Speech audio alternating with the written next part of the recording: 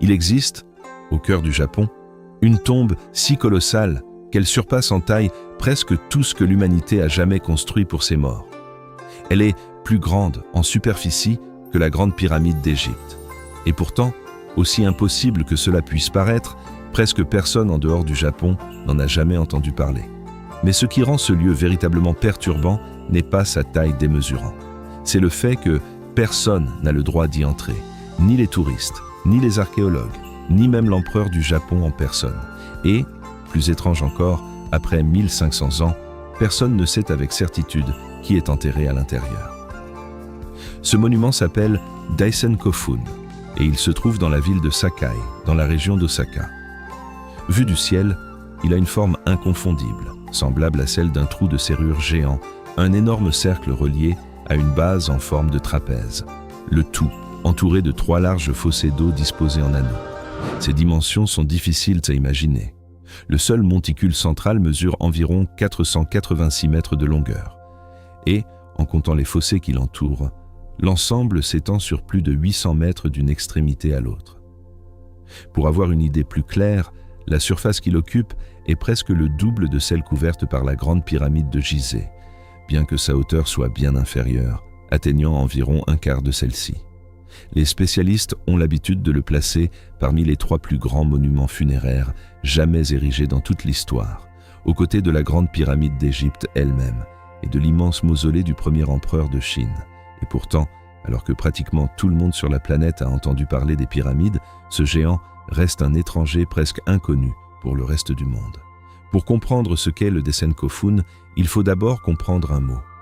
Kofun, en japonais, signifie quelque chose comme « ancien monticule » et ne se réfère pas seulement à ce monument, mais à tout un type de tombe qui a été construit pendant des siècles dans cet archipel. Il y en a eu tant, et ils étaient tellement marquants qu'ils ont fini par donner son nom à une ère entière de l'histoire japonaise.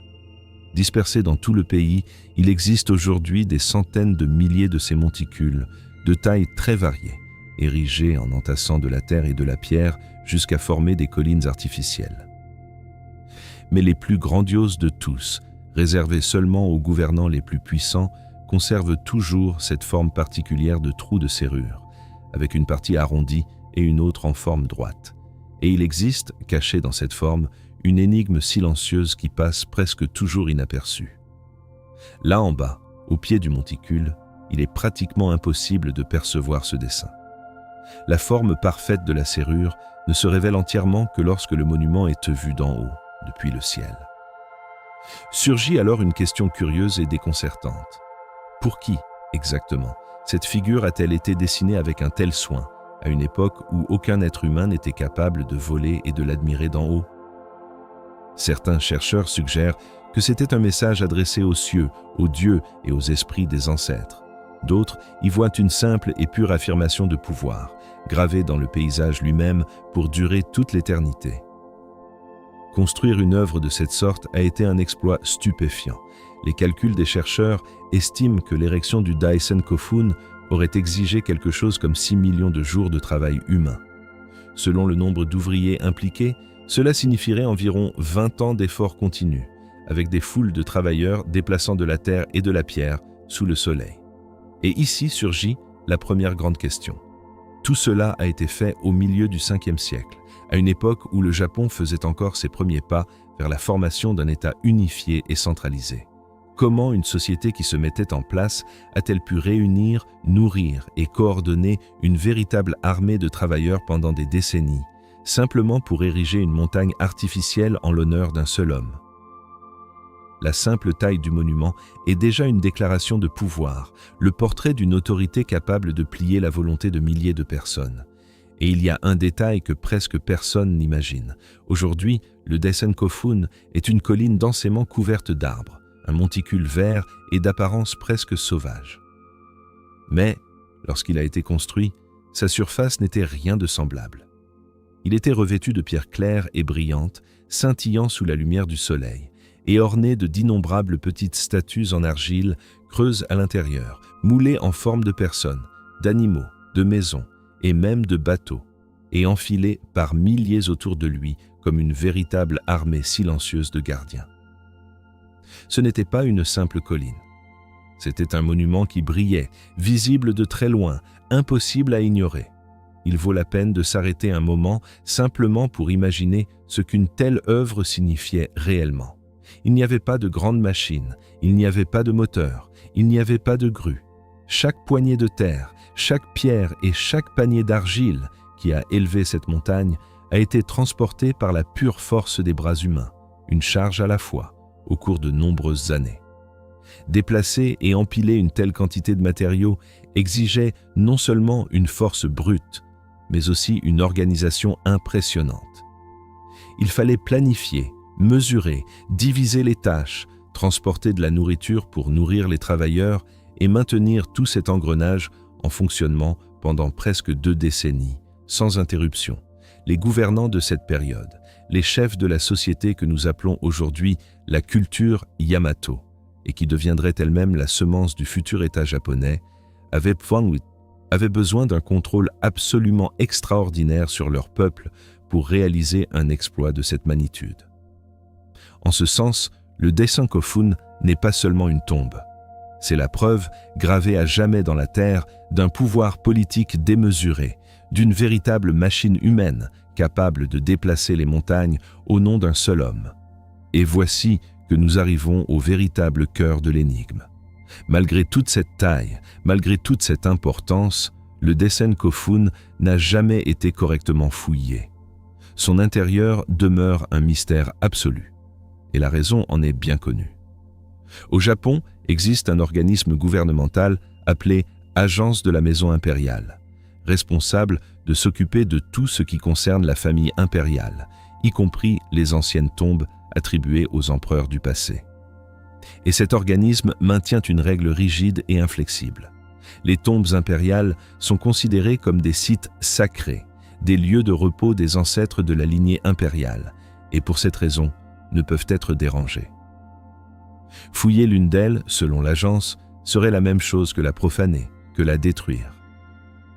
Pour cette raison, l'accès est catégoriquement interdit. Un visiteur qui s'y rend ne peut aller que jusqu'à un pont sur le second fossé, d'où il aperçoit à distance la forêt qui couvre le monticule. À partir de là, personne ne passe. Ni les étudiants, ni les autorités, ni même les membres de la famille impériale elle-même. La plus grande tombe du monde reste ainsi scellée et intacte, gardant ses secrets derrière un mur d'eau et de tradition. Il n'en a pas toujours été ainsi, et c'est peut-être l'une des parties les plus curieuses de toute l'histoire. Jusqu'au début du XXe siècle, le lieu n'était pas traité avec cette révérence absolue. Les habitants de la région entraient librement sur les terres du monticule pour récolter du bois et contempler les fleurs des cerisiers au printemps. On raconte même que l'un des plus célèbres seigneurs de la guerre de toute l'histoire du Japon pratiquait l'art de la fauconnerie bien là, sur ce même sol. Ce qui est aujourd'hui un sanctuaire interdit, entouré de silence et de vigilance, a autrefois été un lieu ordinaire, foulé par des gens simples en quête d'un peu de bois et de beauté. Ce n'est que relativement récemment que les portes se sont fermées définitivement. Mais l'interdiction porte en elle une ironie profonde. En protégeant la tombe de toute enquête, l'agence de la maison impériale empêche aussi de répondre à la question la plus basique de toutes. Après tout, qui est vraiment enterré là à l'intérieur? Par tradition, on croit que le Daisen Kofun est la tombe de l'empereur Nintoku, désigné comme le 16e souverain du Japon. Sauf que cette certitude est bien plus fragile qu'elle ne le paraît à première vue. Lorsque les premiers grands livres d'histoire du Japon ont finalement été écrits, des siècles s'étaient déjà écoulés depuis la construction des grands monticules, et la mémoire de qui était enterré dans chacun d'eux s'était pratiquement perdue dans le temps. Les auteurs de cette époque ont largement dû deviner, et il existe un problème encore plus épineux que celui-ci. Les anciennes chroniques situent le règne de Nintoku vers le IVe siècle. Cependant, les études indiquent que le monticule n'a été érigé qu'au milieu du Ve siècle, c'est-à-dire probablement bien après la mort de l'empereur auquel il a été attribué. Les dates ne s'encadrent simplement pas, et il y a ceux qui questionnent jusqu'à quel point la figure même de Nintoku a été un véritable personnage. Historique, puisque sa vie nous est parvenue entièrement enveloppée de légendes et de mythes. Peut-être que le géant de Sakai garde vraiment le corps de Nintoku. Ou peut-être qu'il garde celui d'un autre grand gouvernant, dont le véritable nom s'est perdu à jamais, et auquel, longtemps après, on a attribué un nom illustre simplement pour combler le vide laissé par l'histoire. Le plus frustrant de tout, c'est que la réponse est bien là, presque à portée de main, et pourtant elle reste complètement inaccessible. Une fouille minutieuse pourrait révéler d'un coup seul qui repose à l'intérieur du monticule et ce qui a été enterré à ses côtés. C'est exactement pour cela que, au cours de nombreuses décennies, les historiens et archéologues japonais ont insisté à maintes reprises pour qu'au moins certaines de ces tombes puissent enfin être étudiées. D'un côté se trouvent ceux qui défendent le droit à la connaissance, l'avancement de l'histoire et la chance de enfin comprendre les véritables origines de la civilisation japonaise. De l'autre côté se trouvent ceux qui défendent la sainteté du repos des morts et la peur réelle que toute intervention n'endommage à jamais ce qui a été construit. C'est une impasse ancienne, menée avec respect par les deux côtés et sans aucune solution en vue. Et, tandis que le débat s'éternise, l'intérieur de la plus grande tombe du monde reste aussi mystérieux qu'il l'a toujours été. Néanmoins, au fil du temps, le Daisen Kofun a laissé s'échapper quelques très rares aperçus de ce qu'il pourrait cacher. Encore au XIXe siècle, un glissement de terrain a accidentellement ouvert une partie d'une chambre à l'intérieur du monticule. Un fonctionnaire local a saisi cette rare opportunité pour enregistrer dans des dessins ce qui avait été exposé, et les images qu'il nous a laissées montrent des objets à couper le souffle. Des casques, des armures, des épées et des pièces de verre, les trésors dignes d'un roi enseveli. Beaucoup plus récemment, un musée japonais a confirmé avoir récupéré certains artefacts qui auraient provenu justement de cette tombe, parmi lesquels un couteau cérémonial en fer avec des ornements dorés et des fragments d'une ancienne armure. Et, dans un événement rarissime, un groupe de représentants d'organisations d'histoire et d'archéologie a reçu sous escorte officielle la permission de visiter le site lors de la première visite académique réalisée depuis l'époque de la Seconde Guerre mondiale. Ce ne sont que des miettes, des indices minimes arrachés à un secret immense, et chacun d'eux ne fait que d'augmenter le désir de découvrir ce qui repose encore intact au cœur du monticule. Et voici qui vient révéler tout ce qui élargit cette bonne histoire.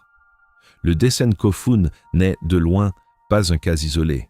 Il est seulement le plus grand d'un grand groupe de monticules semblables dispersés dans la même région, et, plus que cela, n'est qu'un seul parmi près de 200 tombes que l'agence de la maison impériale garde scellées sur tout le territoire du Japon, tous protégés par la même règle immuable.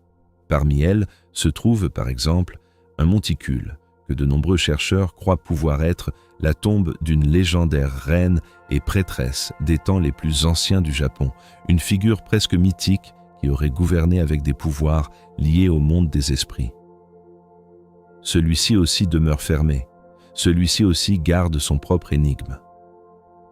C'est comme s'il existait, caché sous le sol japonais, un continent entier d'histoires endormies, des couches et des couches de rois, de reines et de trésors capables de réécrire tout ce que nous croyions savoir sur les origines de cette nation, mais qui restent verrouillés et inaccessibles, protégés par une tradition qui refuse de céder.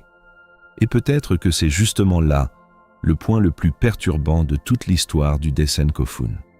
Contrairement aux pyramides d'Égypte qui ont été explorées, mesurées, fouillées et étudiées par de nombreuses générations de chercheurs, la plus grande tombe jamais construite par l'humanité reste, en plein monde moderne, une véritable boîte fermée.